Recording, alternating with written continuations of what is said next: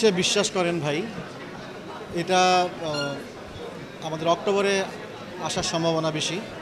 আর এটা গল্পটা আসলে মূলত দুটো ক্যারেক্টারেরকে নিয়ে গল্পটা শুরু হয়।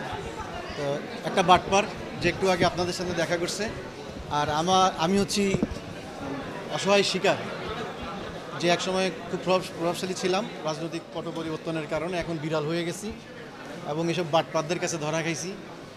এই জাতীয় একটা গল্প আর কি, খুবই সমসাময়িক। নিকট অতীতে আমরা এই ধরনের অনেক বাস্তব প্রেক্ষাপট আমরা দেখছি, সেই জায়গা থেকেই করতে হয়েছে কাজটা।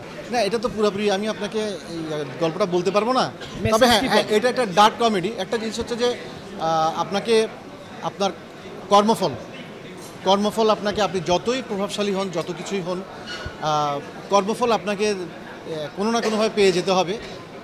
আমি একটা ইঙ্গিত দিয়ে রাখি যে নিকট অতীতে আমরা এরকম একটা রাজনৈতিক পট পরিবর্তনের মধ্যে অনেককেই অনেকভাবেই পড়ে যেতে দেখছি।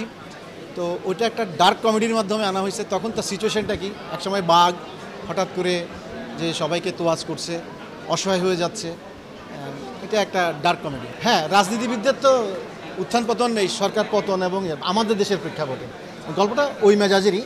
তবে যেহেতু গল্পটার মেকিং এবং গল্পটা বলার ক্ষেত্রে আমার কাছে এটা একটা নতুনত্ব মনে হয়েছে, যে এভাবেও গল্প বলা যায়। আমাদের গল্পগুলোকে তো আমরা আসলে একটা ফর্মুলার মধ্যে আবদ্ধ করে ফেলছি, আমাদের সিনেমাগুলো একটা ফর্মুলার মধ্যে আছে। এটা মনে হচ্ছে আরেকটু সহজ, আরেকটু আমাদের ভেতর থেকে সহজ করে মানে একটা হাস্যরসের মাধ্যমে তুলে ধরা। এই হচ্ছে না, আমরা তো শিল্পী, আমরা তো আসলে ওই সমাজের দায়ের দিকগুলা মাথায় রাখি। তো আমরা এই কাজটা করার মাধ্যমে আমরা মনে করি যে দর্শকদের মননে আমরা একটা মেসেজ দিতে পারবো। মেসেজটা হচ্ছে যে এরকম, যে মূলত আপনাকে মানুষ থাকতে হবে, মানবিক থাকতে হবে। অমানবিক হলে কিন্তু ভাগ্য, প্রকৃতি যাই বলি না কেন, তারা আপনাকে একটা অমানবিক নিষ্ঠুর একটা প্রতিক্রিয়া আপনাকে দেখাবে, আপনি পালানোর পথ পাবেন না।